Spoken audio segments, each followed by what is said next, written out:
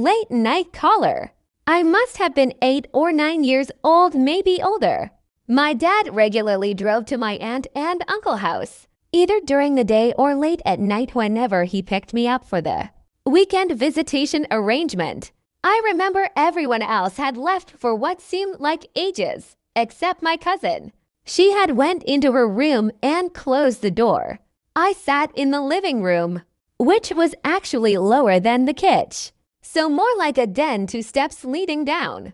A large window and door leading out to the massive backyard, large enough to place 2 more houses the size of theirs. I had been sitting on the couch. The window behind it had blinds that were open, watching a television show when the phone rang. If I remember correctly, my aunt said not to answer call and instead let them roll over to voicemail. But this was an exceptional case given the hour, and it may have been important. I said, "Hello?" I do not recall the conversation verbatim, but I was a bit frightened, and then a pang of skepticism hit me. The voice sounded like one similar to one my QC had made before, kind of throaty. I believe I said something along the lines of, "That's not funny." While laughing, they replied, "This isn't." I walked through the kitchen and down hallway. I noticed her light was on and could see it under the door. I said, "This is a joke. I can see your light on in your room." I cannot recall if anything was said by this person on the other end, but I did return to open the door, but saw my cousin was fast asleep, a phone in her hand or on her bed. Truly afraid now, I asked, "Who is this?" With a louder tone, they said, "Your worst nightmare." I hung up the phone. I do remember.